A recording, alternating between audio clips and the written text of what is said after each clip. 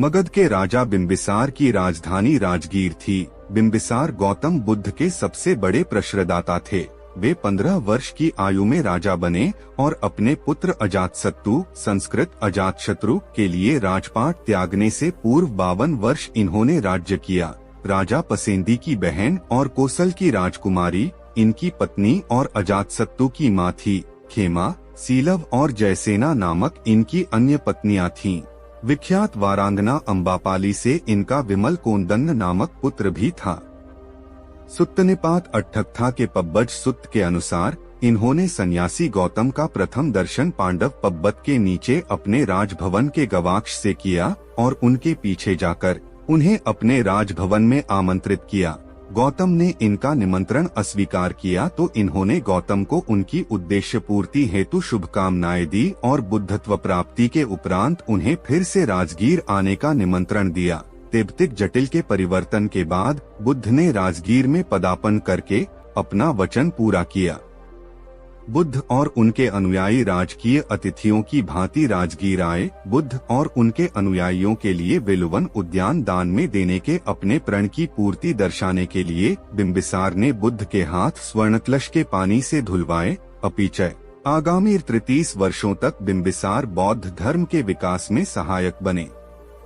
बिंबिसार का अंत बड़ा दारुण हुआ। ज्योतिषियों की इस भविष्यवाणी के बाद भी कि उनका पुत्र अजातशत्रु उनके लिए अशुभ सिद्ध होगा, उन्होंने उसे बड़े लाड प्यार से पाला। बुद्ध को राजा द्वारा दिए गए प्रश्रय से देवदत्त बहुत द्वेष करता था और उसी के दुष्प्रभाव में आकर अजातशत्रु ने अपने पिता की हत्या का षड्यंत्र रचा, जिससे उसकी प्रतिष्ठा और धूमिल हो गई। षड्यंत्र का पता चलने और पुत्र की राज्यलिप्सा की तीव्रता को देखकर बिंबिसार ने स्वयं ही राज्य त्याग कर दिया और अजातशत्रु राजा बन गया।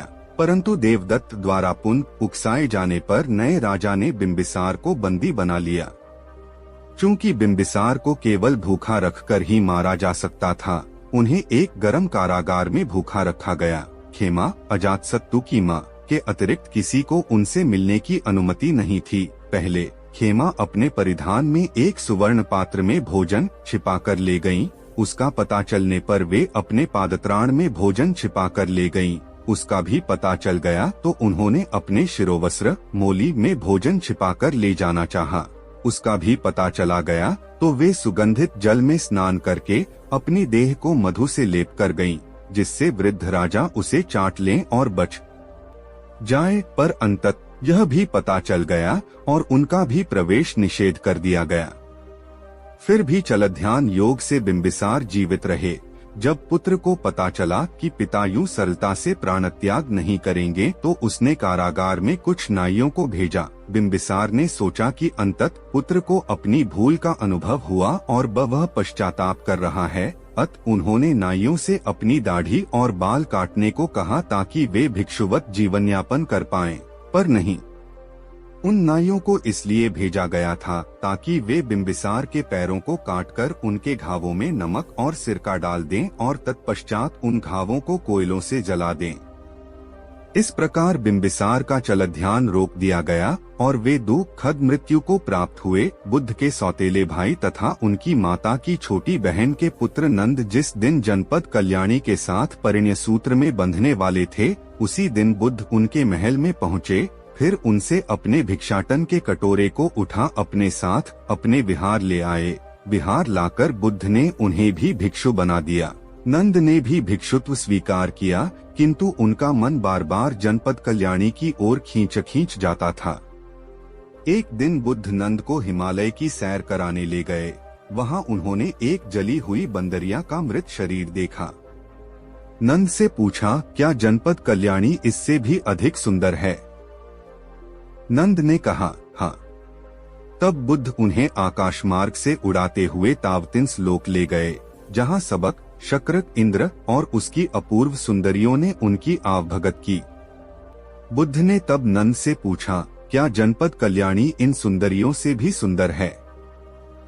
तब नंद ने कहा, नहीं।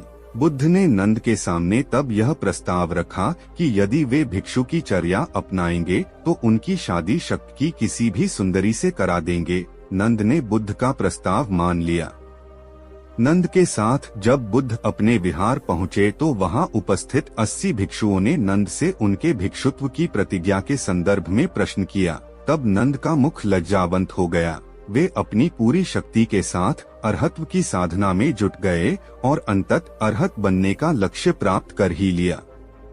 बुद्ध के भाई नंद की मंगेतर जनपद कल्याणी नंदा अपने काल की अपूर्व रूपसी थी। उसका नाम जनपद कल्याणी इसलिए पड़ा था कि उसका रूप, लावण्य और शोभा और श्री समस्त जनपद के लिए कल्याणकारी माना जाता था।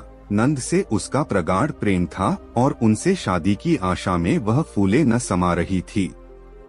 किंतु जिस दिन वह नंद के साथ परिणय सूत्र में बंधने जा रही थी और अपनी शादी की सारी तैयारियों को निहार पुलकित हो रही थी, ठीक उसी समय उसने नंद को बुद्ध के साथ बुद्ध के भिक्षाटन के कटोरे को लिए प्रासाद से बाहर जाते देखा।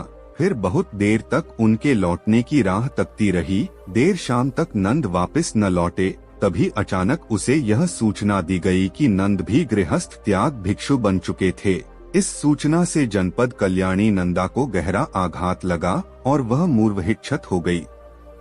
जब नंद के प्रत्यावर्तन की सभी आशाएं विफल हो गईं, तो शनैः शनैः जनपद कल्याणी इस दुख से उबरने लगी। थोड़े समय बाद उन्हें लगा कि उनका संपूर्ण जीवन व्यर्थ और उद्देश्यहीन हो चुका है, सो उन्होंने संघ में शरण लेने का विचार बनाया। प्रजापति के निर्देशन में उन्होंने सांसारिक जीवन का परित्याग कर दिया और संघ में शरण ले ली। तब तक बुद्ध ने संघ में भिक्षुणियों के प्रवेश की अनुमति दे दी थी। यद्यपि उन्होंने संसार त्याग कर दिया था, पर अपने शरीर के प्रति उनका मोह कम नहीं हुआ था। अपने शारीरिक सौष्ठव का गर्व सदा उनमें पलता रहता। अपिच शारीरिक सौंदर्य सहित अन्य सभी सांसारिक वस्तुओं की अनित्यता को रेखांकित करते बुद्ध वचनों को सुनने की वे हिम्मत न करती। साथ ही उन्होंने यह भी कभी नहीं सोचा कि उनकी अप्रतिम सुंदरता एक दिन धूमिल हो जाएगी। फिर भी एक दिन मठ की अन्य भिक्षुणियों के साथ वे बुद्ध के उपदेशों को सुनने चली ही गईं। बुद्ध ने उनका मन पढ़ लिया था। उन्होंने एक अति लावण्यमयी आकृति का निर्माण किया जो उनके सम्मुख उस दिन प्रवचन के समय चवर डुलाती रही। उपदेश के दौरान भी जनपद कल्याणी अपने लावण्य के प्रति काफी सजग रहीं और इसी विषय में सोचती रहीं। पर जैसे जैसे बुद्ध का उपदेश आगे बढ़ा, उन्होंने अपने को तेजी से बूढ़ा होते पाया और वे वृद्धत्व की चरम सीमा तक पहुंच गईं। उनकी त्वचा पर झुर्रियां पड़ गईं, बाल सफेद हो गए, स्तन लटक गए और अचानक लोगों की अब तक लोलुप आंखों के भाव बदल गए। फिर उन्होंने स्वयं को मृत देखा और देखा कि उनका शरीर मात्र एक मलपिंड है। इस दृश्य ने उन्हें आध्यात्मिक रूप से उन्नत किया और वो एक सोत्पन्न बन गईं। बाद में बुद्ध के कायाविच्छिन्दित सुप्त शरीर के क्षरण की प्रक्रिया पर प्रवचन को सुनकर उन्होंने अरहत पद प्राप्त किया। 24 बुद्धों की परिगणना में फुस बुद्ध का स्थान 18वां है। इनका जन्म काशी के सिरिमा उद्यान में हुआ था। इनके पिता का नाम जयसेन था जो एक कुलीन क्षत्रिय थे। मनोरथ पूर्णी के अनुसार उनके पिता का नाम महेंद्र था।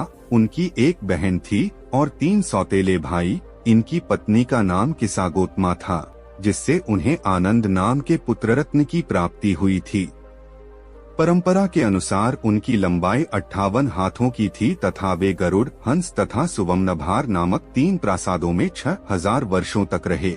एक हाथी पर सवार हो उन्होंने गृहस्थ जीवन का परित्याग किया था एवं 6 वर्षों के तप के बाद उन्होंने संबोधि प्राप्त की। संबोधि के ठीक पूर्व उन्होंने एक श्रेष्ठी कन्या सिरिवड्ढा के हाथों खीर और सिखिवड्ढ नामक एक सन्यासी द्वारा प्रदत्त घास का आसन ग्रहण किया था। एक अमंद आमलक वृक्ष के नीचे विद्या बोधि की प्राप्ति की। सुखित और धम्मसेन उनके प्रमुख शिष्य थे तथा साला और उपसाला उनकी प्रमुख शिष्याएं। संजय, धनंजय तथा विसारक उनके प्रमुख उपासक थे तथा पदुमा और नागा उनकी प्रमुख उपासिकाएं। उपर्युक्त दोनों महिलाएं उनकी मुख्य प्रश्रयदा थीं। उन दिनों बोधिसत्व अरिमंद नामक स्थान में उत्पन्न हुए थे। तब उनका नाम निजजितावी था। 90,000 वर्ष की अवस्था में उन्होंने सेताराम, सोनाराम में परिनिर्वाण की प्राप्ति की। उनके अवशेष बिखेर दिए गए थे। पाली परंपरा में विपस्सी 19वें बुद्ध माने जाते हैं। उनका जन्म बंधुमती के खेमोद्यान में हुआ था। उनकी माता का नाम भी बंधुमती था। उनके पिता का नाम बंधुम था, जिनका गोत्र कोंडन था। उनका विवाह सूतना के साथ हुआ था, जिससे उन्हें संवत्संग नामक पुत्र की प्राप्ति हुई थी। एक रथ पर सवार हो उन्होंने अपने गृहस्थ जीवन का परित्याग किया था। कृपया चैनल को सब्सक्राइब कर लीजिए और बेल आइकन घंटी भी दबा लीजिए, ऐसे ही वीडियो लेकर आते रहेंगे।